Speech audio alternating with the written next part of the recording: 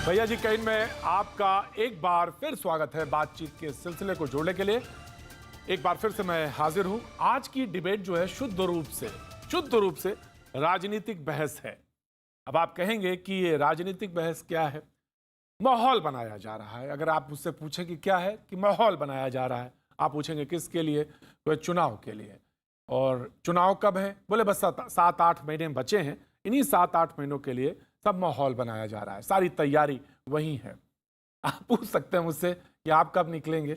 बस जल्दी फील्ड में मैं दिखाई दूंगा।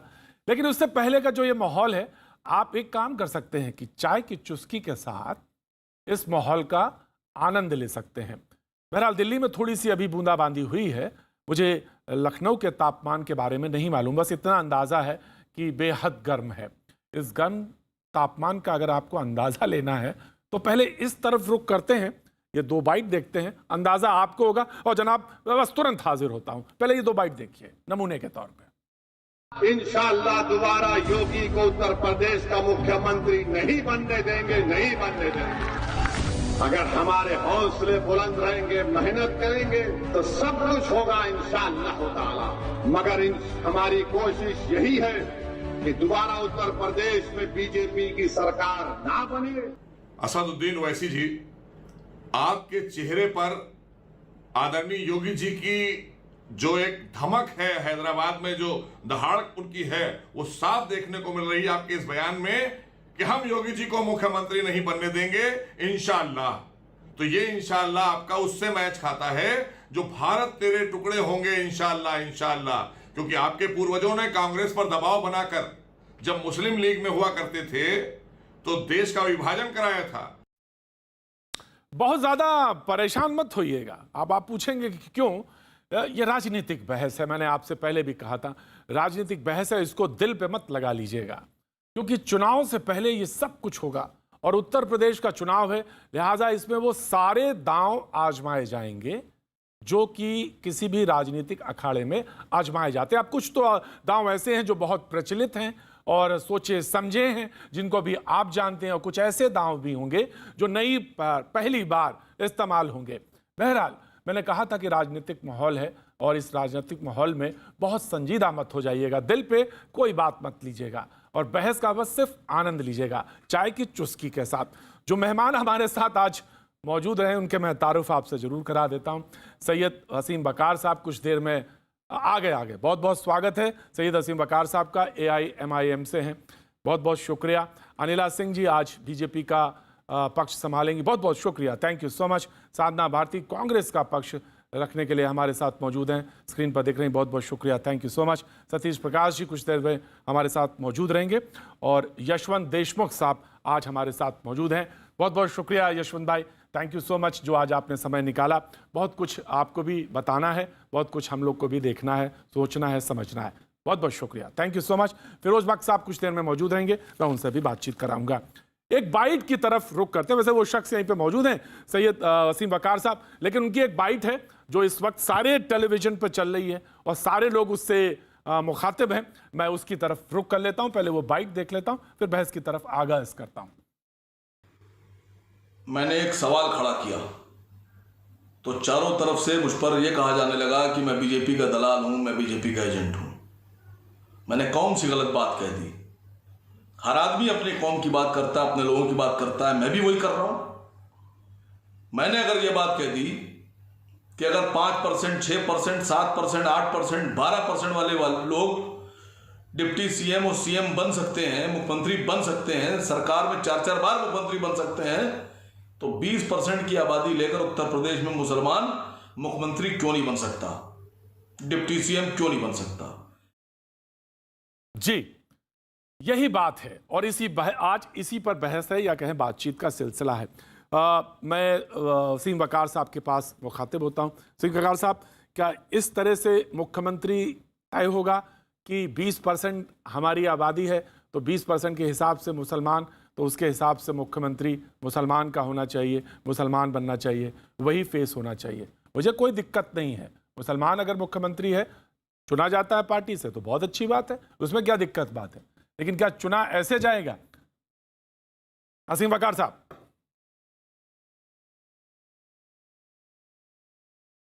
वकार साहब आवाज आ रही है आपको? सर मैंने कोई ऐसी बात नहीं कही कि जिसके ऊपर लोग हाँ जी। बहुत परेशान हो जाएं। बिल्कुल नहीं है। सर आ रही है, मेरी आवाज आपको आ रही है? जनाब आ रही है, जनाब आ रही है। मैं बोलूं? हाँ मैं बोलूं आगे? जी बोलिए। देखिए मैंने कोई भी ऐसा अनहोना क्वेश्चन, मैंने ऐसा अनहोनी क्वेश्चन नहीं उठाया है। मैंने एक बहुत जायज सवाल उठाया है। हिंदुस्तान में 70 साल से ऊपर हो गए हमको आज़ाद हुए हुए, और आज तक कभी किसी ने इस तरफ नहीं सोचा। आप ये बताइए कि जब बिहार में नीतीश जी का और लालू जी का एलाई हुआ तो तेजस्वी यादव जी 8% के साथ डिप्टी सीएम बनाए जाते हैं, और ये कहा जाता है कि यादवों का हक है। अभी महाराष्ट्र आपके सामने मौजूद है सर। अजीत पवार साहब अपने भतीजे को बनाए, भांजे को बनाए, किसी को बनाए, डिप्टी सीएम है सर। उत्तर प्रदेश मिसाल है आपके साथ कि बैकवर्ड से मौर्य साहब बना दिए गए, ब्राह्मणों से दिनेश शर्मा जी बना दिए गए। अगर आसिम वकार ने 20% मुसलमानों के लिए सवाल उठाया है, आवाज उठाई है, तो हम खराब कहां से हो गए? मैं ये तो नहीं कह रहा हूं अखिलेश जी से, मायावती जी से, किसी से कि मुझे बना दीजिए। मैं तो ये पूछ रहा हूं 4-4 बार मुख्यमंत्री बनने वाले और बनने वाली पार्टियां, मायावती जी, एक बार भी उन्होंने नहीं सोचा। मायावती जी 100% मुसलमानों को वोटों वकार पर साहब राजी मायावती जी की करने तरफ वाले इशारा लोग। कर रहे हैं ना, मायावती जी की तरफ। सर मैं आपसे कह रहा हूं 4-4 बार मुख्यमंत्री बनने वाले और बनने वाली पार्टियां, अब अंदाजा लगाइए आप कि एक बार भी क्या उनके पास कोई मुसलमान काबिल नहीं था? सबको बनाया जा सकता है। यादव अपनी बात करे तो हक, पवार साहब करें तो हक, मौर्य जी करें तो हक, शर्मा जी करें तो हक, आसिम वकार अगर आवाज उठा दें तो बीजेपी के दलाल। कल मैं आपके चैनल पर वसीम वकार साहब मुसलमानों के नेता हो गए आप, कल अखिलेश मुसलमानों के नेता हो गए अब सवाल आप। पूछा। सर सुनिए सर, नहीं सर मुझे कोई शौक नहीं मुसलमानों का नेता बनने का। आवाज तो उठा रहे मैं हैं। रहूं या ना रहूं, सबको मौत आना है सर। मैं देखने के लिए जिंदा ना रहूं शायद, लेकिन मैं एक पेड़ लगा के जा रहा हूं, ये कल वट वृक्ष बनेगा। मुस्लिम ये लीग पौधा ने भी बड़ा लगाया होगा। था, और पूरे मुस्लिम लीग ने भी हिंदुस्तान में लगाया था, जितनी भी सेकुलर पार्टियां, मुस्लिम लीग अपने ने आप भी को- लगाया था एक वट वृक्ष। सर सर सर वट वृक्ष तो लगाया था आरएसएस ने भी, हिंदू महासभा ने भी।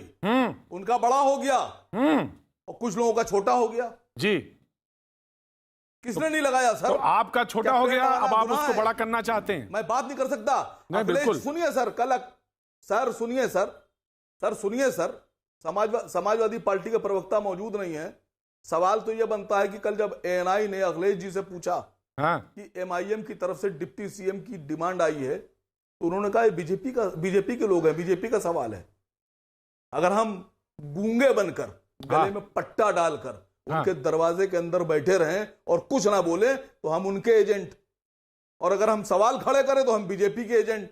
तो मैं आपके चैनल पर हाथ जोड़कर बड़ी बड़ी बड़ी मुसीबत में है जान, पहुंचा दीजिएगा। बड़ी मुसीबत में है जान। आप हमें हाँ, सुनिए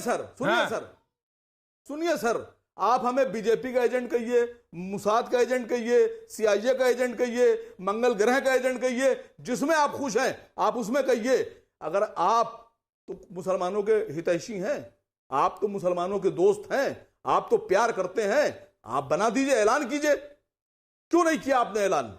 हम तो एजेंट हैं, आप क्या हैं? आप सिर्फ मुसलमानों को डरा कर, अगर आसिम वकार ने जायज सवाल उठाया है तो हम एजेंट हो गए। कहिए एजेंट सर, लेकिन इस बार उत्तर प्रदेश का मुसलमान हक लेगा, और लेने हमारी मजबूरी है सर। अच्छा मजबूरी भी बता दीजिए, मजबूरी भी बता दीजिए, नहीं सर, मजबूरी क्या है? मैं आपसे, प्रतीक जी आप पढ़े लिखे आदमी हैं। शुक्रिया सर सुनिए बात, हाँ। सुनिए, अगर हम एम्पावरमेंट की बात कर रहे हैं और हम पड़ोस में आईएएस बना रहे हैं, पड़ोस वाले को आईपीएस बना रहे हैं, पड़ोस वाले को सीओ बना रहे हैं, पड़ोस वाले को डॉक्टर बना रहे हैं, तो हम एम्पावर कहां हो रहे हैं? जो आईएएस बन रहा है वो एम्पावर हो रहा है, जो आईपीएस बन रहा है वो एम्पावर हो रहा है। अगर हमें एम्पावर होना होगा, हमें ताकतवर होना होगा, तो हमें अपने घर में आईएएस बनाना होगा सर। बिल्कुल, हमें अपने बिल्कुल, घर में बिल्कुल, आईपीएस बिल्कुल। बनाना सैयद होगा, वसीम वकार साहब, अपने घर में सीओ बनाना होगा, सैयद अपने घर में डॉक्टर बनाना मैंने होगा। आज डिबेट का जब आगाज अगर किया, हमें एम्पावर होना है तो हमें भी पॉलिटिकल एम्पावरमेंट चाहिए। राइट सर, ये पूरा हक है आपको, पूरा हक है, कॉन्स्टिट्यूशन ने आपको भी और सारे लोगों को दिया है। मैं तो सिर्फ एक बात कहना चाहता हूं कि आज मैंने आपको जब आगाज किया इस डिबेट का, जब बिस्मिल्लाह किया, तो मैंने एक बात कही श्री गणेश करते हुए, और वो ये बात कही कि शुद्ध रूप से डिबेट आज राजनीतिक है और इसको दिल पे मत लगा लीजिएगा और बहुत आहिस्ते और शाइस्तगी के साथ बस देखते जाइएगा। सतीश प्रकाश जी, 30 सेकंड आपकी ओपनिंग रिमार्क, फिर मैं आता हूं फिरोज बख्श साहब। कि सबको हक है, 20% वाले को हक क्यों नहीं? 4 बार मुख्यमंत्री बनी, क्यों नहीं ऐलान कर देती कि मुसलमान मुख्यमंत्री होगा? मायावती जी की तरफ सीधे सीधे इशारा है। सतीश जी। देखिए प्रतीक जी, उत्तर प्रदेश की राजनीति, बीजेपी सरकार कहीं ना कहीं सवालों के दायरे में है। योगी जी की जो अकर्मण्यता है वो सिद्ध होगी, महामारी काल में ये सिद्ध हो गया। ऐसे समय में जनमानस के मुद्दों के ऊपर उत्तर प्रदेश का चुनाव होना चाहिए। उत्तर प्रदेश का चुनाव आज हिंदू मुस्लिम, अरे सतीश प्रकाश जी, लेक्चर ना दीजिए। सतीश प्रकाश जी, आप प्रोफेसर हैं यूनिवर्सिटी में, मुझे सीधा सीधा सवाल का सीधा जवाब दीजिए। और आज वसीम बकार साहब ने कहा मुसलमान मुख्यमंत्री क्यों नहीं होना चाहिए और क्यों नहीं बनाया 4 बार मुख्यमंत्री बन गए, तो आप इसका जवाब दीजिए, जवाब दीजिए ना। हाँ प्रतीक जी, बड़ी चालाकी के साथ बीजेपी ने इस देश की राजनीति से मुस्लिम को बाहर कर दिया। मुस्लिमों का डर दिखा दिखा करके तो ठीक कह रहे हैं देश जब साहब। आजाद हुआ तो यही पूरी देश की पॉलिटिक्स में अगर आप देखेंगे तो आज मुस्लिम रिप्रेजेंटेशन लोकसभा के अंदर सबसे कम है। पूरे देश में 92 सीटें ऐसी हैं जो मुस्लिम बाहुल्य इलाका माना सतीश जाता है। प्रकाश जी, वहाँ मुस्लिम सतीश प्रकाश जी, चाहे 2 ही तो चीजें अपने हैं। कैंडिडेट चूज सतीश प्रकाश जी, करना। डिबेट आज की 5 MP है। सतीश प्रकाश जी, 5 MP है। सतीश ये प्रकाश जी, सारी चीजें लोकसभा ऐसी में सतीश जी, सुनिए, क्यों प्लीज लिसन मी, मैंने 30 सेकंड आपको दिए। सतीश जी, सिर्फ डिबेट का सवाल ही यही है और सवाल पे रहेंगे तो बहुत अच्छा लगेगा। सारे लोग पैनल में बैठे हैं। वसीम बकार साहब ने कहा 4 बार मुख्यमंत्री बनी, क्यों नहीं ऐलान कर देती कि मुख्यमंत्री मुसलमान होगा? आप उसको सही कहते हैं, गलत? जवाब ये दीजिए। देखिए सुनिए, लोकतांत्रिक व्यवस्था में कोई भी व्यक्ति मुख्यमंत्री का दावा ठोक सकता है। अगर किसी मुस्लिम के मन में ये आ रहा है सपना, ये होना चाहिए, ये सामाजिक न्याय की लड़ाई है। हम ये चाहते हैं कि जितनी जिसकी संख्या बारी उतनी उसकी हिस्सेदारी, ये मान्यवर काशीराम जी ने भी कहा। और अगर उत्तर प्रदेश के मुस्लिम के अंदर ये सपना आता है तो ये सामाजिक फिरोज बख्श साहब, ताकत है। राइट सर, ठीक है, आई गॉट इट। मैंने सिर्फ ये कहा कि ऑफ कोर्स बकार साहब कुछ जवाब देना चाह रहे हैं। बकार साहब, राइट, बकार साहब, right, no you please listen. Satish ji, सवाल का सीधा जवाब नहीं दिया तो अब बकार साहब जवाब देंगे। बकार साहब,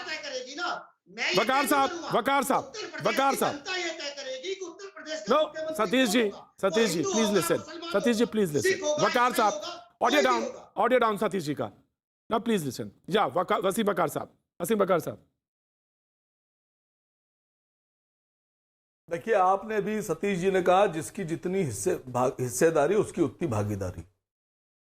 अब अभी तक आप लोग खाली नारा देते थे, आपने अमल में तो नहीं किया सर, और ना ही आपने किसी तरह से यह शो किया कि आप इस पर अमल करना चाहते हैं।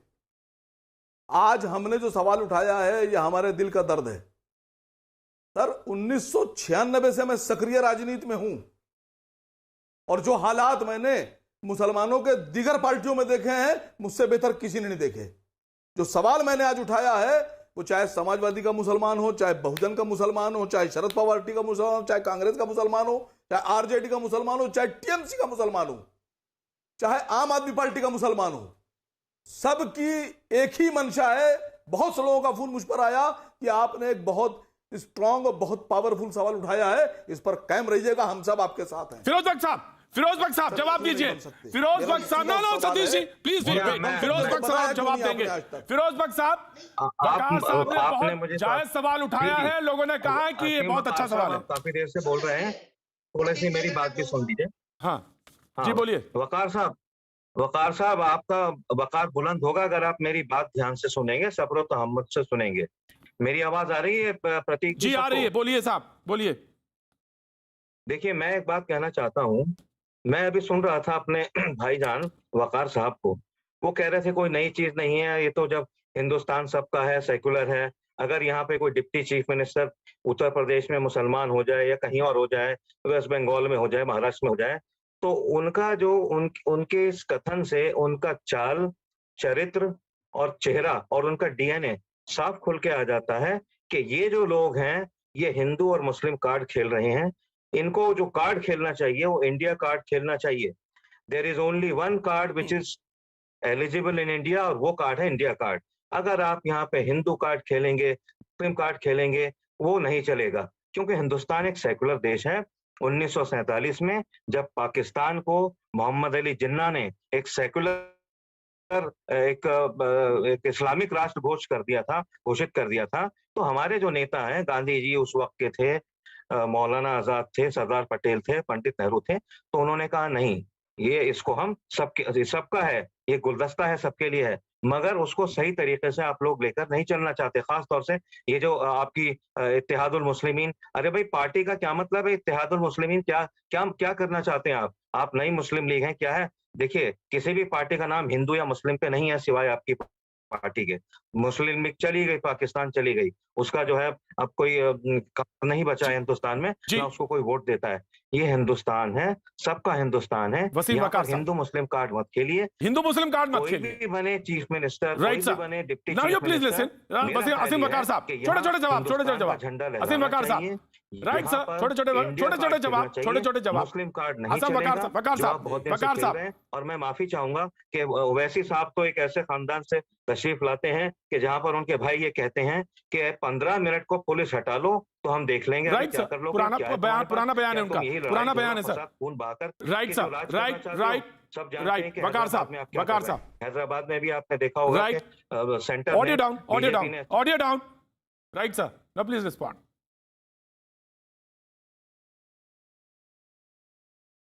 जी, देखिए, सारा का सारा सेकुलरिज्म का एग्जामिनेशन और टेस्ट हम क्यों दें, हम मुसलमान क्यों दें? ये फिरोज बख्श साहब से कहिए कि जाके जरा सा एक बार योगी जी से कहें कि कुर्सी छोड़ दें, माइनॉरिटी को बना दें। और समाजवादी पार्टी में अब आज के बाद यादव मुख्यमंत्री नहीं होगा, किसी और जाति से होगा। बहुजन समाज पार्टी में मायावती जी मुख्यमंत्री नहीं होंगी, मुसलमान होगा। लालू यादव जी का बेटा मुख्यमंत्री नहीं बनेगा, किसी और जाति से बनेगा। ममता बनर्जी की पार्टी में अब ममता बनर्जी मुख्यमंत्री नहीं बनेंगी, मुसलमान होगा। शरद पवार साहब से जाके कहें कि अपने जो भतीजे हैं अजीत पवार साहब, उनको विड्रा कर लीजिए, किसी मुसलमान को दे दीजिए। सारा एग्जामिनेशन और सारा टेस्ट आसिम वकार और उनकी कौम पर क्यों है कि अगर हम आवाज उठाएंगे तो हम एग्जामिनेशन के दायरे में आ जाएंगे, मतलब हम सेकुलरिज्म के दायरे में आ गए। आइए कहिए आप आके, है हिम्मत आप में कि आप प्रधानमंत्री मोदी जी से कहें कि इस्तीफा दे दीजिए, मुसलमान बना दीजिए या किसी सरदार को बना दीजिए? साधना भारती, है आप में हिम्मत? साधना भारती, या राष्ट्रीय स्वयं सेवक संघ से आप कहें सतीश प्रकाश जी, नो, you have कि to wait. आज के बाद कोई साधना ब्राह्मण भारती, साधना भारती, सरसंघ चालक नहीं होगा, सरदार होगा, साधना सिख भारती, होगा, साधना क्रिश्चियन भारती, होगा। Opening remark. मैं बोलूं? जी बिल्कुल, आप ही का नाम बोला है। जी देखिए, आदरणीय प्रतीक जी, आदरणीय वसीम जी ने बहुत सारी बातें रखी। मैं तो सुनकर सबसे पहले यही कहूंगी कि चुनाव की आहट आते ही धर्म को धंधा बनाने के सब प्रबंध हो जाते हैं और कुर्सी के लिए कुछ नेवलों के भी सांपों से संबंध हो जाते हैं। ये क्या चल रहा है? ये क्या मुसलमानों को सम्मान नहीं दिया जाता है? जिस तरीके से आप मुस्लिम कार्ड खेलने का काम कर रहे हैं, कांग्रेस पार्टी ने तो हमेशा सम्मान दिया। अब आप मुझे बता दीजिए, चाहे रफी अहमद किदवई जी हो या कांग्रेस में गुलाब नबी आजाद जी हो, हमने सबको सम्मान किया है। सर जवाब ले लीजिएगा, सर एक जवाब ले लीजिएगा। मैं एक सेकंड, एक मिनट मैं अपनी बात पूरी कर दूं। और मुसलमानों की बात अगर ये कर रहे हैं तो मैं पूछती हूँ, ये मुख्यमंत्री ऐलान करने का क्या मतलब होता है? लोकतांत्रिक चुनाव प्रक्रिया में तो विधायक चुने जाते हैं साहब, और जिन विधायकों का बहुमत होता है वो मुख्यमंत्री तय करते हैं।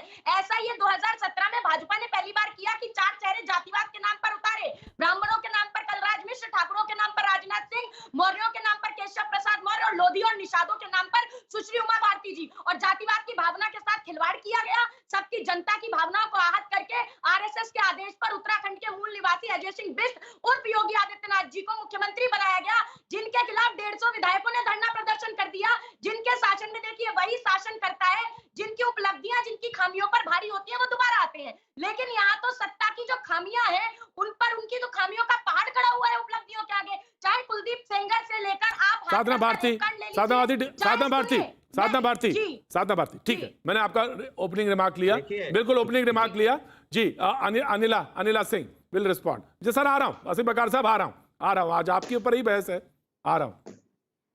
अनिला सिंह, देखिए ऐसा जी, प्रतीक जी, जो वकार साहब बोल रहे हैं, या मैं कहूँ कि क्योंकि ये नेशनल स्पोक्स पर्सन है ओवैसी जी की पार्टी के, और जो उन्होंने डिमांड रखी है, डिमांड तो देखिए बिल्कुल जेन्युइन है।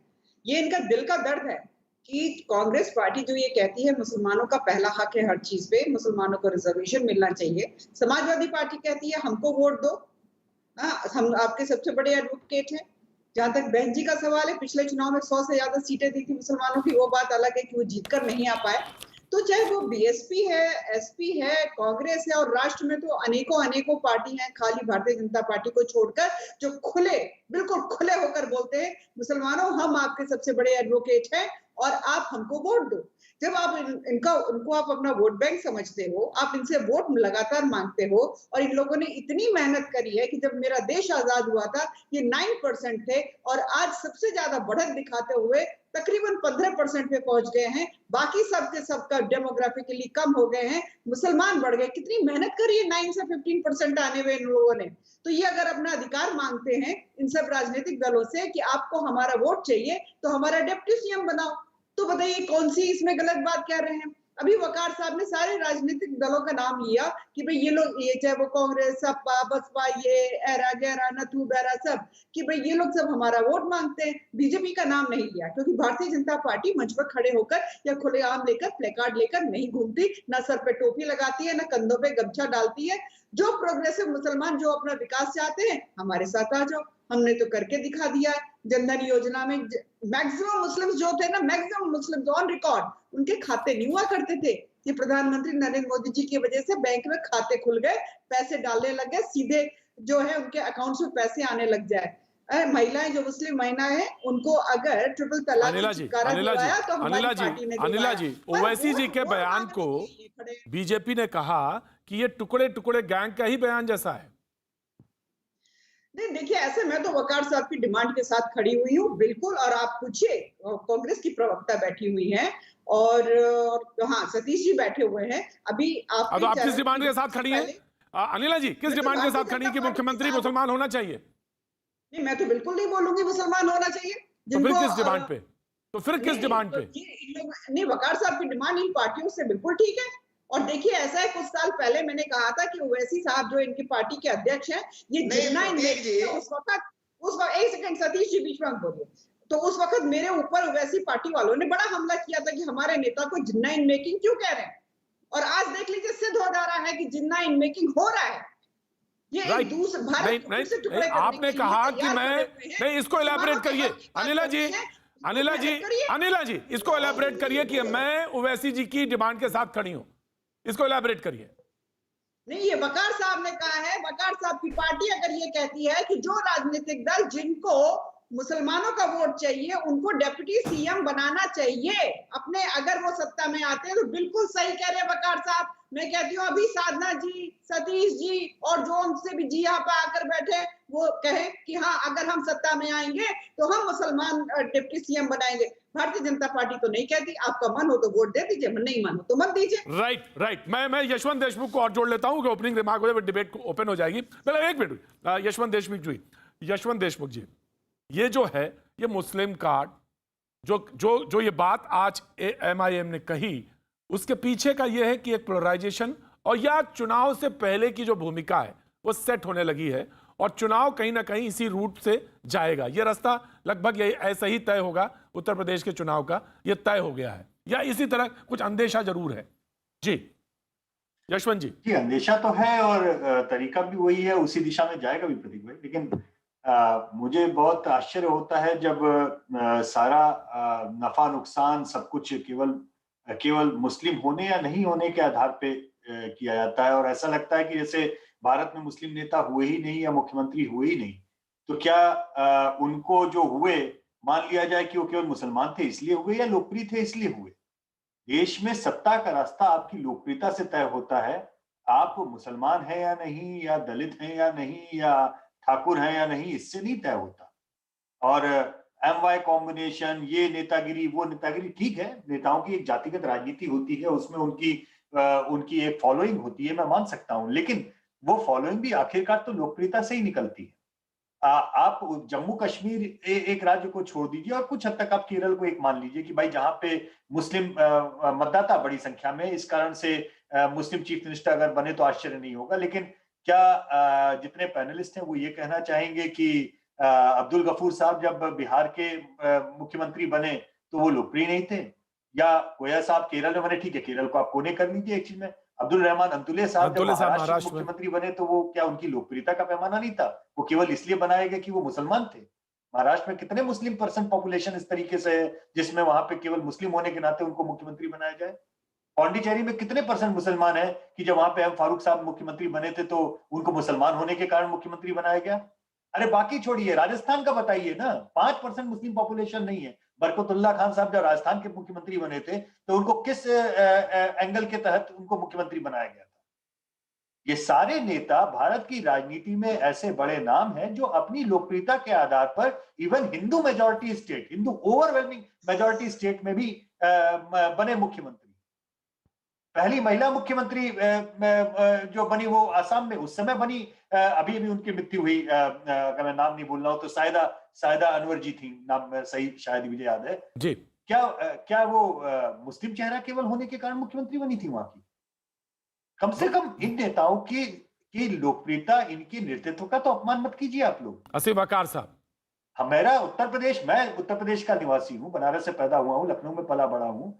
जो मुख्यमंत्री बने वो लोकप्रिय हो, काम करे, मुसलमान आता है, मुसलमान आए, किसी भी जाति किसी धर्म का आए, मुझे क्या फर्क पड़ता है। मुसलमानों का नेतृत्व अगर उत्तर प्रदेश में मुलायम सिंह यादव जी के साथ में था तो क्या मुलायम सिंह यादव जी के पास में हिंदुओं का नेतृत्व नहीं था? क्या वो लोकप्रिय मुख्यमंत्री नहीं थे? और मैं एक सवाल पूछना चाहूंगा, चाहे वो बीजेपी के जवाब दे, चाहे बीएसपी के, चाहे समाजवादी पार्टी के जवाब दे, आज भी उत्तर प्रदेश में जिन नेताओं की सबसे ज्यादा इज्जत है उसमें मुलायम सिंह यादव जी हैं, अक्रॉस द पार्टी लाइन, है कि नहीं है? राइट। क्या वो इसलिए एक जो भारत की राजनीतिक स्वरूप इस समय है, आप बताइए कि 89 में अयोध्या में गोली चलवाने के बाद में क्या कोई नेता सपना देख सकता था दोबारा उत्तर प्रदेश में मुख्यमंत्री बनने का? नहीं देख सकता था। उसके बावजूद बने। क्यों बने? क्योंकि मुलायम सिंह यादव एक क्रेडिबिलिटी कैरी करते थे, लोगों के बीच में लोकप्रियता कैरी करते थे कि लोगों के मुख्यमंत्री हैं, इसलिए दोबारा बने, तिबारा बने, दम ठोक के बने।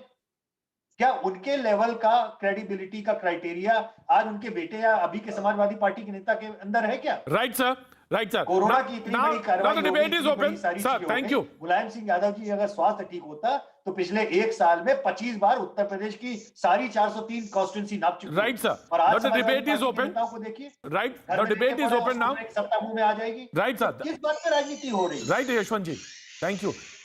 डिबेट ओपन है जी। ऑफ कोर्स असीम साहब आप ही से शुरू की थी, आप ही के पास है सवाल, आपके पास ही है जी। आप कहते हैं कि अखिलेश बताएं कि क्या मुस्लिम सीएम नहीं बनना चाहिए? आप कहते हैं माया बताएं कि मुस्लिम को सीएम या डिप्टी सीएम नहीं होना चाहिए, और कांग्रेस बताए कि मुस्लिम डिप्टी सीएम होना चाहिए या नहीं होना चाहिए। जी, ये आपका सवाल है वकार साहब। सर यशवंत राव जी ने जितनी बातें की मैंने बहुत गौर से सुनी। राइट। और सर मैं भी थोड़ी हिस्ट्री पढ़ता रहता हूं। आपने जितनी बातें की इसमें एक भी बात गलत नहीं की आपने, लेकिन आप इस बात से इनकार नहीं कर सकते कि वो दौर अलग था। और ये आज का जो दौर है ये है कि जब गुजरात में राहुल गांधी के मंच पर अहमद पटेल चले जाते हैं तो मोदी जी की तरफ से बयान आता है कि ये गुजरातियों मुसलमान बन जाएगा मुख्यमंत्री, तो राहुल गांधी उनको वापस दिल्ली भेज देते हैं। ये सिनेरियो है सर आज का। मैं आपसे पूछ रहा हूं कि क्या वो हालात और आज के हालात अलग नहीं है? जब कांग्रेस पार्टी की तरफ से प्रधानमंत्री चुना जा रहा था, मैं किसी के खिलाफ नहीं हूं सर, मैं कहता हूं आपको बनाएं, हमारे सिख भाई को बनाया गया, मोस्ट वेलकम, 2 बार बनाइए।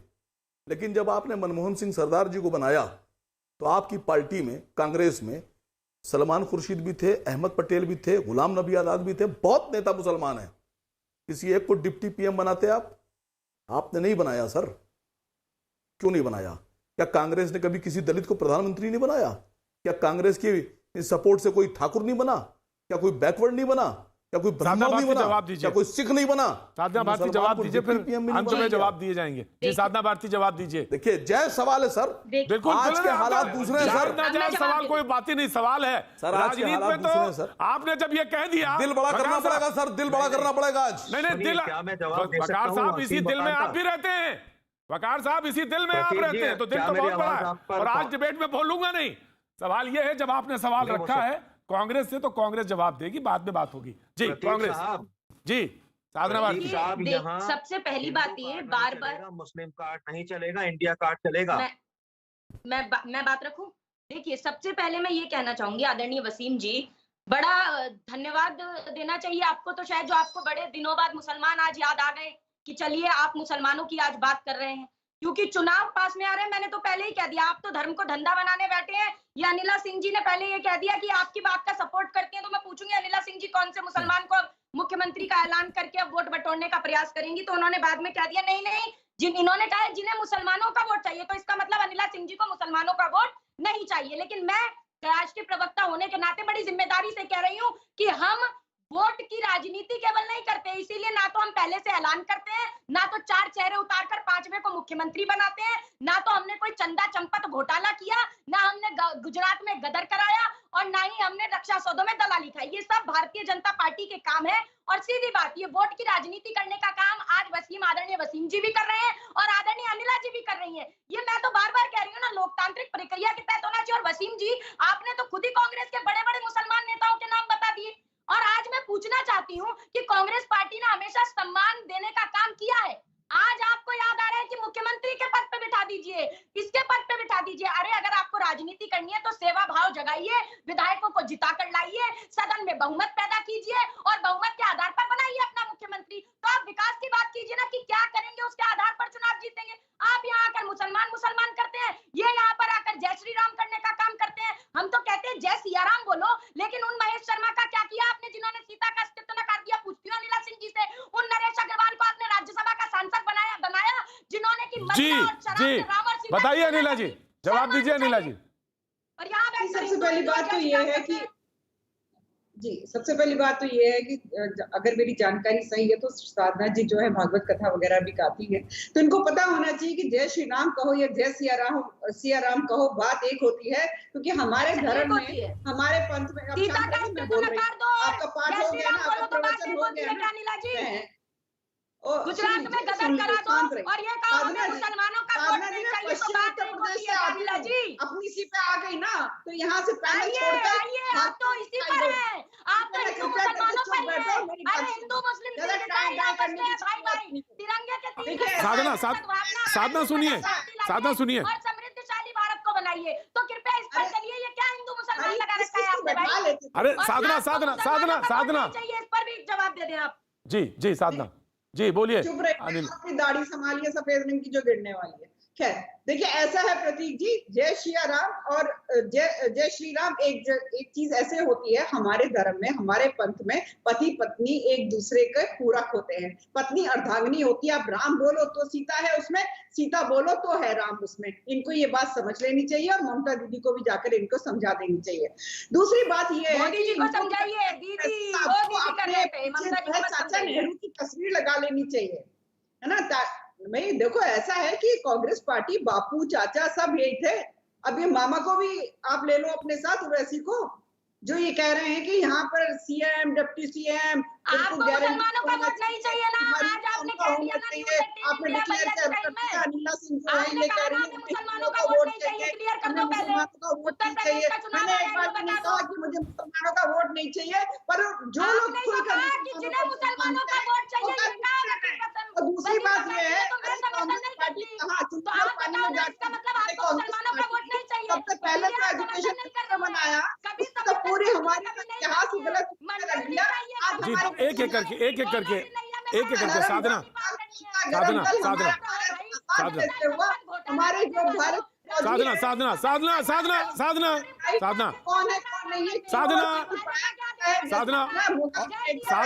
साधना भारती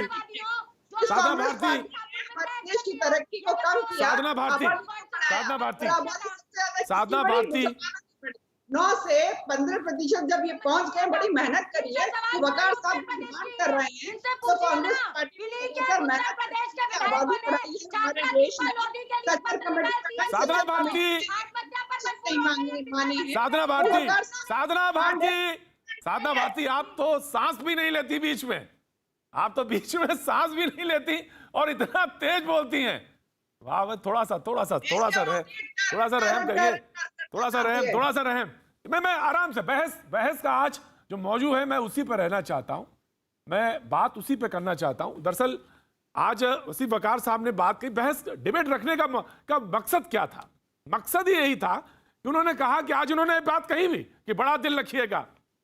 मुझे नहीं मालूम कि कैसे तंग दिल उन्हें दिखाई पड़ा, मैं तो यही जानना चाहता हूं कि तंग दिल कहां दिखाई दिया। उन्होंने कहा कि कोई नहीं था, यह सवाल उनके लिए है। सतीश प्रकाश जी, आपके लिए सवाल है, समाजवादी पार्टी के लिए सवाल है। और उन्होंने कहा कि आपने मुसलमानों को हमेशा कहा कि हमारे साथ हैं, कंधे से कंधा आपने मिलाया, लेकिन उन्होंने कहा जब मुख्यमंत्री बनने की बात आई तो आपने अपने परिवार के लोगों को बना दिया।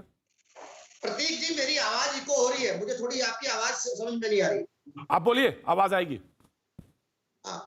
देखिए, अगर वकार साहब का ये सपना है, मैं इस सपने में उनके साथ हूं, लेकिन अगर वकार साहब के ये कहने से मुस्लिम मुख्यमंत्री अगर ये कहने से उत्तर प्रदेश में पूरे देश की राजनीति से अगर मुस्लिम बाहर आता है तो मैं इनके साथ बिल्कुल नहीं हूं। वकार साहब, ये बाबा साहब का बनाया हुआ संविधान है। एक जमाना था कि जब राजा रानी के पेट से पैदा होता था, आज तो इन्होंने कह दिया। अरे सतीश जी, आप किस जगह पे हैं, किस दुनिया में हैं? सतीश जी, ये आप किस जगह पे हैं? वकार साहब कह रहे हैं ये जमाना ही नहीं है, वो बाबा साहब का जमाना होगा, ये तो दूसरा जमाना है। वकार साहब कह रहे हैं ये तो दूसरा जमाना है, ये दूसरी राजनीति है। इस देश के जो हालात हैं, उन हालात में आप ये मान लीजिए कि इस देश का दलित, इस देश का मुस्लिम, उसके संवैधानिक अधिकार सुरक्षित नहीं है। ऐसे समय में इन दोनों के बीच में ऐसी कोई खाई मत खड़ा कीजिए। आज उत्तर प्रदेश में जो जनमानस के मुद्दे, उन मुद्दों के ऊपर ही चुनाव हो। मेरे हिसाब से 2017 में भी ये चुनाव हुआ था कि एक तथाकथित पार्टी ने सतीश जी, आप उस सतीश जी कि वो सिर्फ ऑडियो डाउन। सतीश जी, मैं एक बात सुनिए, जब बोल रहे थे हसीम वकार साहब, उन्होंने कहा कि ये जमाना बदल गया, ये जमाना वही नहीं है, रफी अहमद किदवई वाला जमाना नहीं है। उन्होंने कहा ये रफी अहमद किदवई वाला जमाना नहीं है, ये जमाना बदल गया है। तो ये बदली हुई राजनीति है, तो बदली हुई राजनीति में तो इन्होंने कहा कि मुख्यमंत्री मुसलमान होना चाहिए। ये वास्तविकता आप जो बता रहे हो, वो सिद्धांत बाबा साहब का, और ये कह रहे नहीं ये बदली हुई राजनीति है। तो अब इसमें अगर कोई आपके पास पेंच हो तो बताइए। मैं आ रहा हूं हसीम वकार साहब, मैं आ रहा हूं, आपके पास आ रहा हूं। फिरोज बख्श साहब बहुत देर से बोल रहे थे, फिरोज बख्श साहब जवाब दीजिए। जी हसीम वकार साहब प्लीज, हसीम वकार साहब, मैं आ रहा हूं, फिरोज बख्श साहब आ रहा हूं, आपका ऑडियो फीस है। जी बोलिए फिरोज बख्श साहब। फिरोज बख्श साहब, आप मुझे सुन पा रहे हैं क्या? जी मैं बहुत सुन पा रहा हूं, बोलिए। जी बोलिए। Am I audible? Very much Audible यार, बोलिए। हाँ, मेरी आवाज पहुंच रही है ना आपको? जी साहब बोल रहे, बोलिए। अगर आवाज पहुंच रही तो मैं सबसे पहले जो हमारी बहन है कांग्रेस से, उनको जवाब देना चाहूंगा। उन्होंने बात हिंदू मुस्लिम की बात सबसे पहले इन लोगों ने उठाई। बीजेपी कोई हिंदू मुस्लिम नहीं करती है। उसके बाद जो हमारे बीएसपी वाले भाई हैं, उन्होंने भी मुस्लिम दलित की बात उठाई। और हसीम वकार तो मुस्लिम कह ही रहे हैं, मुस्लिम चीफ मिनिस्टर। मैं कहता हूं इस चीज से बाहर आइए। भारत बहुत प्यारा, बहुत बड़ा देश है, और एक ही कार्ड हमें खेलना चाहिए, वो भारत कार्ड है, दैट इज इंडिया कार्ड। छोड़ दीजिए दलित कार्ड, छोड़ दीजिए मुस्लिम कार्ड, और यहाँ पे सबके संवैधानिक अधिकार जो है, बहुत अच्छी तरह से सबके अधिकार जो है उनको सुना जाता है। कोर्ट में कोई हिंदू मुसलमान सिख ईसाई दलित कोई ब्राह्मण कुछ नहीं होता। हिंदुस्तान सही रास्ते पे चल रहा है। और मैं आपको एक बात बता दूं, मोदी जी जैसा प्राइम मिनिस्टर जो आया हिंदुस्तान में सदियों अपने किरणों के बाद आया, मोदी जैसा दमदार, दिलदार, जानदार, वफादार, वफादार, कामदार, अबव ऑल चौकीदार और ईमानदार वजीर आजम हमको अब नहीं मिलेगा।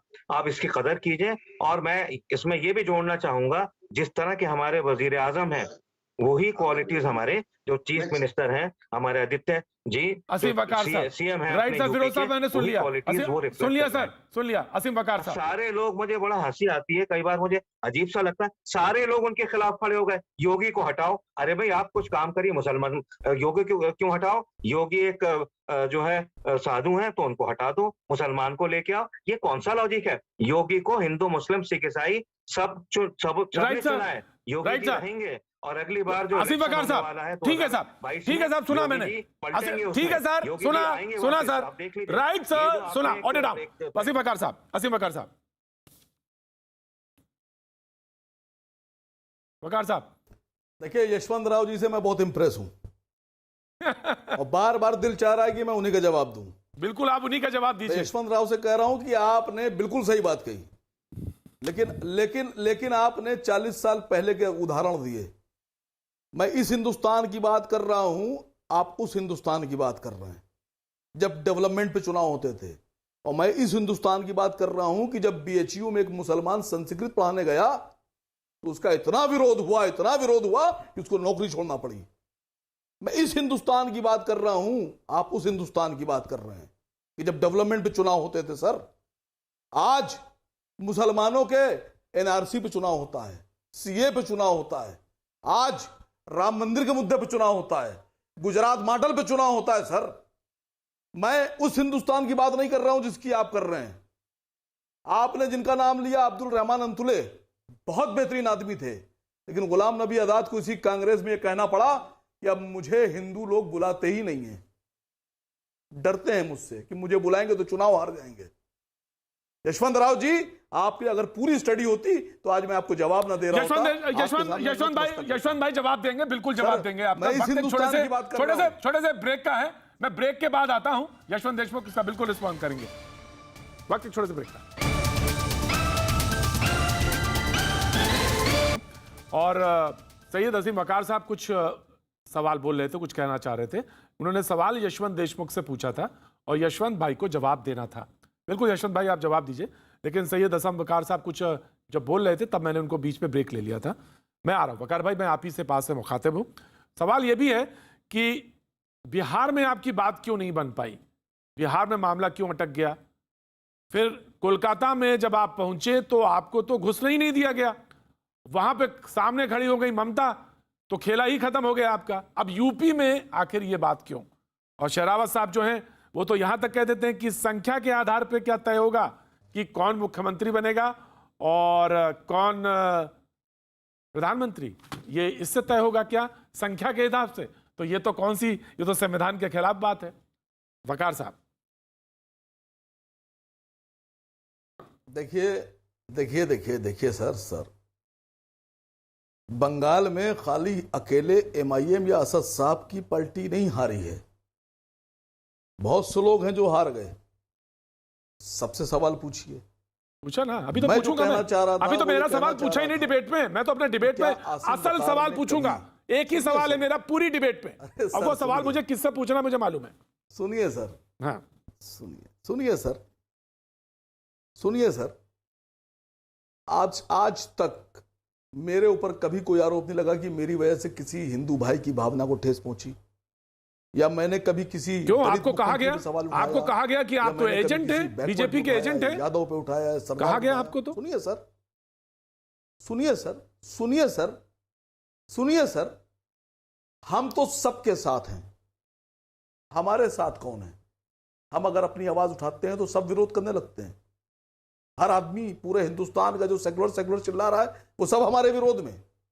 एक शेर कहना चाहता हूं सर, इरशाद शेर कह लीजिए या कुछ भी कह लीजिए, आपके जरिए से आवाम से कहना चाहता हूं जी कि सुनो लोगों, और खासकर अपने मुसलमान भाइयों से, कि तू दौड़ में अव्वल आए ये जरूरी नहीं, वाह, कि तू सबको पीछे छोड़ दे ये भी जरूरी नहीं।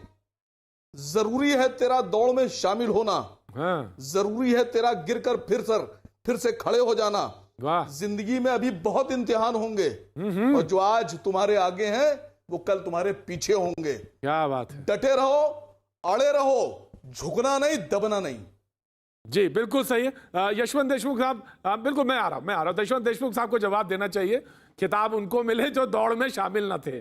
जी यशवंत देशमुख साहब जी। इतनी अच्छी बात पे जो शादी खाया जा सकता है भाई, और क्या बुरा रह सकता है। और रही बात उनकी बात से वाकिफ होने की या उनसे सहमत होने की, तो मैं इससे ज्यादा और क्या बोलूं कि असद भाई के सबसे बड़े फैंस में से मैं एक हूं। मतलब आपको बड़ा आश्चर्य लगेगा, मैं तो ट्विटर पे खुलेआम सोशल मीडिया में कितनी बार लिख चुका हूं, लेकिन मैंने उनकी तारीफ या उनका जो मैं फैन बना वो किस बात से बना? क्या मैं इस बात से बना कि वो मुसलमान है? नहीं, मैं उनका जो फैन बना वो इस बात से बना कि क्या जबरदस्त तरीके से, कितने रिसर्च तरीके से पार्लियामेंट के अंदर इस समय विपक्ष के पूरे खेमे में सबसे जोरदार तरीके से कम समय में अपनी बात को रखने वाले अगर कोई है तो उनमें से एक पार्लियामेंटेरियन असदुद्दीन ओवैसी। और जब जब वो बोलते हैं मैंने खुले दिल से उनकी तारीफ की, क्योंकि एक पढ़े लिखे बैरिस्टर के नाते और लेकिन आपने मेरी बात का जवाब नहीं दिया सर। मैं उनकी बातों से असहमत हो सकता हूँ, वो एक अलग बात है। मुझसे सेटिस्फाई हैं या मेरी बात से अगर आपको इख्तिलाफात हो तो बता दीजिए। बोलता हूँ कि पार्लियामेंट में बोलने के लिए कोई देखे सीखे कि उनकी पार्टी के हिसाब से उनको एलोकेशन क्या होता है पार्लियामेंट में। लोकसभा में मुश्किल से कभी 1 मिनट, 2 मिनट, 3 मिनट, लेकिन उतने मिनट, उतने सेकंड्स के अंदर जिस जबरदस्त तरीके से वो अपनी बात रखते हैं, मैं बहुत प्रभावित हूं। और ऐसे पार्लियामेंट्रियन होने चाहिए, ऐसे नेता होने चाहिए। मैं चाहूंगा कल के दिन में मुख्यमंत्री क्यों बने, वो प्रधानमंत्री बने, मेरी दिल से दुआ है। लेकिन वो जब बने तो वो इसलिए बने कि वो बहुत सलाम सर, सलाम, बहुत अच्छे तरीके से अपनी बात रखते हैं, बहुत अच्छी अपनी कॉन्स्टिट्यूंसी में परफॉर्म करते हैं। मेरा वोट भी उनको जाएगा, लेकिन इसलिए नहीं जाएगा कि वो मुसलमान है या हिंदू है। परफॉर्मेंस के ऊपर बात कीजिए। असदुद्दीन ओवैसी इस देश के सबसे बड़े नेता बने, मैं स्वागत करूंगा, बहुत अच्छी बात। लेकिन वो इसलिए बनेंगे, अगर बनेंगे और इसलिए बनेंगे, मेरा समर्थन उनको इस बात के लिए होगा क्योंकि मैं उनके पार्लियामेंट के अंदर उनके प्रदर्शन से बहुत प्रभावित हूं। मेरा केवल इतना कहना है। अब मैं अपना सवाल रखता हूं, अब मैं राइट सर, बहुत अच्छी बात। अब मैं अपना एक सवाल रखता हूं जो मैंने बचा के रखा था। जब ओवैसी साहब ये बोलते हैं और असीम वकार साहब ये कहते हैं, जो उन्होंने कहा कि 20% वाला मुख्यमंत्री क्यों नहीं बन सकता, तो मैं जानना चाहता हूं कि इससे फायदा किसको होता है और सबसे ज्यादा फायदा किसको होता है। यही मैं जानना चाहता हूं कि राजनीति का खेल बस यही, और इसी सवाल में जवाब में जी ऑफ कोर्स सतीश जी मैं आ गया आपके पास, जवाब इसी में छुपा है। मैं कहूंगा कि 20-20 सेकंड है सबके पास, आराम से जवाब दीजिए, मैं कोई बीच में नहीं टोकेगा। साधना भारती जी, सबसे पहले तो देखिए मैं 3 लोगों की बात का जवाब दे देती हूँ। पहले इन्होंने एक आदरणीय वसीम वकार जी ने कुछ पंक्तियां बोली, मैं भी कुछ पंक्तियां बता देती हूँ। देखिए, हिंदू मुसलमानों की बातों से वोट के लिए केवल राजनीति इन पर नहीं होनी चाहिए। मंदिर में दाना चुगकर चिड़िया मस्जिद में पानी पीती है, और शक्ति माँ की चुनरी को बेगम सलमा सीती है। एक वो रफी था जो महफिल महफिल रघुपति राघव गाता था, और प्रेमचंद भी बच्चों को ईदगाह सुनाता था। कभी कन्हैया की महिमा गाता रसखान सुनाई देता है। और कांग्रेस को हिंदू मुसलमान में सबसे पहले इंसान दिखाई देता है, और इसीलिए आज इंसान की जान की कीमत भाजपा के शासन में कम हो गई है। आज मैंने पूछा था अनिला सिंह जी से एक बार फिर, और मैं फिर पूछूंगी प्रतीक जी, आपकी ये डिबेट एक बहुत बड़ा माध्यम है आपके दर्शकों तक ये सवाल पूछने का कि अनिला सिंह जी ये बताएं कि भारतीय जनता पार्टी के उत्तर प्रदेश के एक विधायक और जो भगवा ब्रिगेड के मुखिया बनते हैं, उन्होंने पत्र लिखा है, सांसद ने पीएम को भी लिखा है, सीएम को भी लिखा है कि एक छात्रा दीपा लोधी को आत्महत्या पर दबंगों ने मजबूर कर दिया, उस पर कार्रवाई नहीं हुई। विधायक और सांसद पत्र लिखते हैं, हम सीबीआई की जांच की मांग कर रहे हैं, कब मिलेगा आप बताइए इंसाफ। और दूसरी बात, ये योगी आदित्यनाथ जी तो घोषणावीर बन के रह गए, कैसे जीतेंगे? क्योंकि वो तो एटा मेडिकल कॉलेज का नाम अमर शहीद अवंतीबाई लोधी के नाम से रखवाने की बात करके आए थे, नहीं रखा, कब रखा जाएगा? और एक बात और कहूंगी अंत में, ये जो एक अंधभक्त आदरणीय बैठे हुए हैं, उन्होंने बड़ी बात कह दी, इतिहास में ऐसे पहले प्रधानमंत्री है, बिल्कुल सही कहा, ऐसे पहले प्रधानमंत्री है जिनके शासन में पेट्रोल डीजल 100 के पार चला गया, जिनके शासन में जीडीपी माइनस हो गई, जिनके शासन में महंगाई की मार है, जिनके शासन में लोग बेरोजगार है, जिनके शासन में चौकीदार, अरे चौकीदार कहता है आमतौर पर जागते रहिए, पहले चौकीदार के जो कहते जी Anila ji, now you please respond. Anila ji मेरा सवाल भी है, मेरा सवाल भी आ रहा हूं, फिरोज बख्श साहब आ रहा हूं, मेरा सवाल भी है और साथ में इन्होंने भी सवाल पूछा। जी देखिए, ऐसा है प्रतीक जी, आप मेरा तरीका जानते हैं डिबेट करने का, मैं चिल्लाती चीखती नहीं हूँ, और साधना जी केवल मैंने पहले बोल दिया, कोई नहीं बोलेगा, मेरी बारी में भी चीखती रहती है बीच में। देखिए, ऐसा है, सबसे बड़ी बात तो यह है कि ओवैसी इसलिए हमेशा छाए रहते हैं मीडिया के बीच में क्योंकि वो हमेशा कंट्रोवर्शियल स्टेटमेंट बोलते हैं। और मैं बिल्कुल भी प्रशंसक नहीं हूँ ओवैसी और उसकी आइडियोलॉजी की, उसके थॉट प्रोसेस की, कि एक ऐसा नेता जो मेरे देश का अपमान करे, मेरे फौजियों को हिंदू और मुसलमानों में बांटे, मेरे देवी देवताओं को उसके जो नेता हैं उसका अपमान करे, तो मैं ऐसे नेता का ऐसे कभी भी प्रशंसक नहीं हो सकती हूँ। मुसलमान होने का तमगा उठाकर आप कहते हैं इस देश में आपका प्रधानमंत्री होना चाहिए, आपका मुख्यमंत्री होना चाहिए। 1947 में जब मेरे लाखों हिंदू काट दिए गए थे और पाकिस्तान बना दिया गया था, तो वहां पर ये लोग चले जाते और बना लेते अपना प्रधानमंत्री, मुख्यमंत्री या जो भी मंत्री। ये हिंदुस्तान है साहब, ये हिंदुस्तान है। और हिंदुओं की तरफ अगर नजर उठाकर भी देखी और ये कहा कि मैं मुसलमान हूं इसलिए मुझे मुख्यमंत्री बनना है, तो ऐसों को उत्तर देना हिंदुओं को अच्छी तरीके से आता है। हिंदू हम ये कहते हैं कि वसुधैव कुटुंबकम, इसका अर्थ ये नहीं होता है कि आप हमारी गर्दन पे तलवार चला दोगे, हमारी पीठ पे खंजर फूंक दोगे और ये कहोगे कि हम मुसलमान हैं, हमने इतनी मेहनत करी कि हम 9% से 15% पे हो गए हैं, हमने इतनी मेहनत करी कि मंदिरों के ऊपर जो है लाउड स्पीकर नहीं चलेगा, हमने इतनी मेहनत करी कि हम गांवों में जो मंदिरों में भजन कीर्तन होता है उसको नहीं होने देंगे। अगर समाजवादी पार्टी और बीएसपी जैसे राजनीतिक दल सत्ता में आ जाते हैं तो हमने ये भी करके दिखा दिया, अगर मंदिर पे लाउड स्पीकर नहीं लगेगा तो मस्जिद पर भी नहीं लगेगा। ये है भारतीय जनता पार्टी। अगर हम कहते हैं सबका साथ सबका विकास, तो राइट सर, मतलब ये होता है। सतीश जी आपका ऑडियो कटा हुआ है। सतीश जी आपका कोई प्रॉब्लम है? मैं असीम वकार साहब के पास चला जाता हूं। असीम वकार साहब, विल यू प्लीज रिस्पॉन्ड? आप रिस्पॉन्ड करना चाहेंगे अनिला जी को?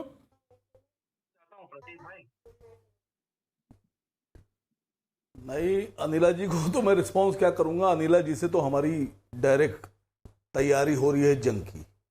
हम राजनीतिक युद्ध जो लड़ने जा रहे हैं, वो राजनीतिक युद्ध जो उत्तर प्रदेश की जमीन पर होने जा रहा है, वो अनिला जी की पार्टी से होने जा रहा है। और जिनसे लोग तो कह रहे हैं कि नहीं हो रहा जाता है, उनसे ना कोई असीम वकार साहब कह रहे हैं, लोग तो कह रहे हैं कि उनसे नहीं हो रहा है आपका। उनसे सीधा फैसला मैदान में होता है।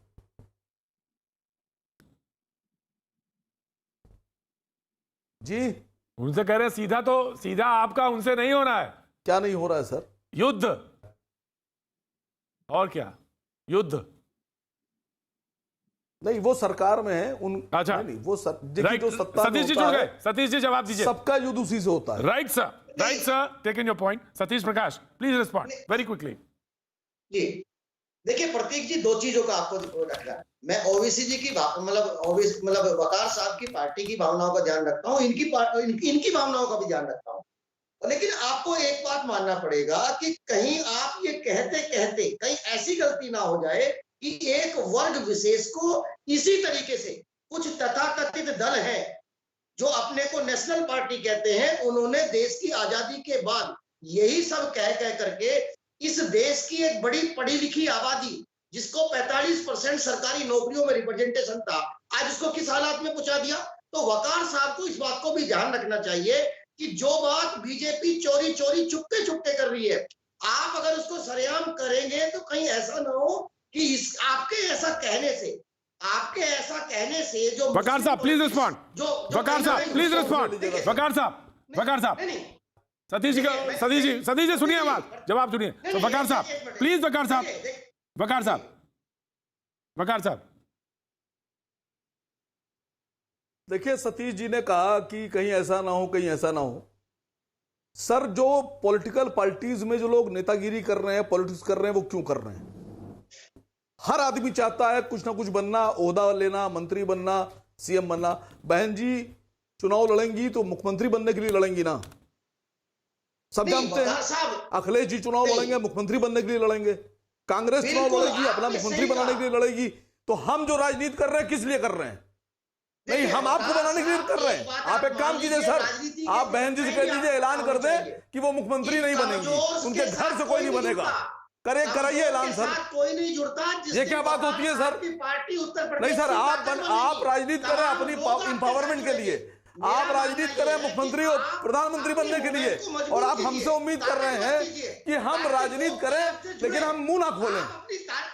वाह साहब वाह, क्या कमाल की सोच रखते हैं सर आप। आपकी भी पार्टी है और ये भारतीय संविधान ये कहता है कि कोई भी व्यक्ति देश का प्रधानमंत्री बनने का भी सपना देख सकता है, जी। मुख्यमंत्री बनने का भी सपना राइट। देख सकता है। आपकी लेकिन ये भी पार्टी अगर कंडीशन जीतेगी तो चाहिए कौन बनेगा और इस मुख्यमंत्री? देश मैं का पूछ जो रहा हूं वीकर आपसे। सेक्शन है, सतीश प्रकाश जी, चाहे बहुजन समाज पार्टी अगर जीतती चाहे वो है, सामाजिक रूप से कमजोर अगर हो, बहुजन उसके समाज साथ पार्टी कोई नहीं जीतती है तो जुड़ेगा। उसकी मुख्यमंत्री कौन राजनीतिक बनेगा? ताकत के साथ ही लोग जुड़ेंगे।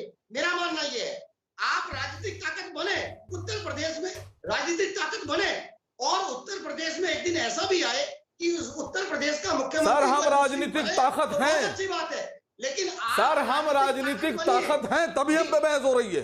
नहीं, देखिए वकार साहब, मैं आपकी भावनाओं की कदर करता सर, हूं हम और राजनीतिक निश्चित ताकत रूप से हैं, आपको ये कहने का इसीलिए अधिकार आप हम पे है। बहस कर रहे हैं मेरा सर। मानना ये है, आज मेरे हिसाब से देखिए, आप ये मान लीजिए, उत्तर प्रदेश की जनता राइट, जिसको चाहेगी। राइट। मैं आज की बहस को, मैं अपनी बहस को आज यहीं रोकता हूं। मैंने एक सवाल पूछा था कि आखिर इस पूरी बहस से फायदा किसको है।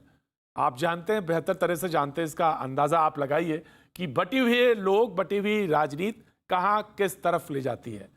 ये वो और दौर था जिसकी तरफ बात हो रही थी कि जो स्पेक्ट्रम था बड़ा वाइड हो जाता था, लेकिन आज राजनीति तंग होती है और कितनी सकरी गली तक पहुंच जाती है, इसका बस सिर्फ आप अंदाजा लगाइए। आज अभी बस सिर्फ इतना, कल का इंतजार करिए, फिर होगी मुलाकात।